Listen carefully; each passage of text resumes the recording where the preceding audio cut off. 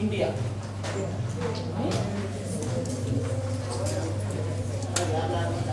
నానా విషయారా కొంచెం కొరది నానా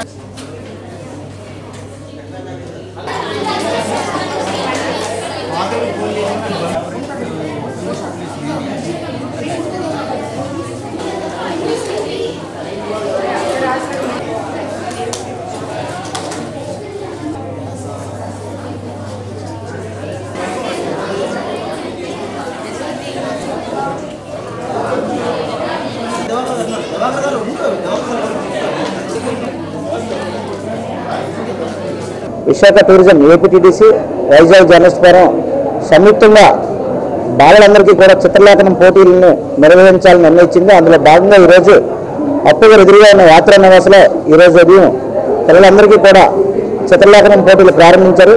మరి కార్యక్రమం అన్నింటినీ కూడా జిల్లా కలెక్టర్ ముఖ్య అతిథిగా హాజరయ్యారు. అదేవిధంగా కార్యక్రమాలకి వైజాగ్ జర్నలిస్ట్ ఫోరం ఉపాధ్యక్షులు ఆర్ నాగరాజ పట్నాగర్ సంధానకర్తగా వ్యవహరించగా నానాజీ గారు పర్యవేక్షించారు. మరి కార్యదర్శి దుర్గారావు గారు పాలకవర్గ సభ్యులందరూ కూడా హాజరై ఈ చిత్రలేఖనం పోటీలను పర్యవేక్షించారు. ప్రధానంగా చిన్నారుల్లో ఉన్న సృజనాత్మకను వెలుగు తీసే విధంగా ఈ చిత్రలేఖనం పోటీలు నిర్వహించడం జరుగుతుంది.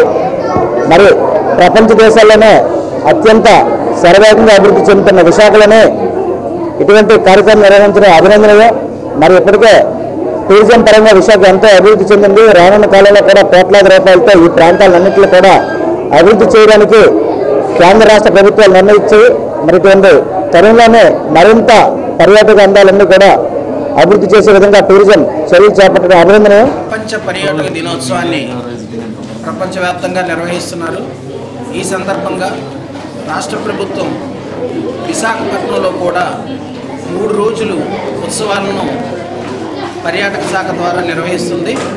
ఇందులో భాగంగా అటు గిరిజన ప్రాంతాల ప్రజల్ని, ఇటు విశాఖ ప్రాంతాల్లోని యువతరాన్ని, విద్యార్థులను కూడా భాగస్వామ్యం చేస్తూ వివిధ పోటీలు, అలాగే సాయంత్ర వేళలో పర్యాటకుల్ని వినోదాన్ని అందించేందుకు సాంస్కృతిక కార్యక్రమాలను ఏర్పాటు చేస్తున్నారు.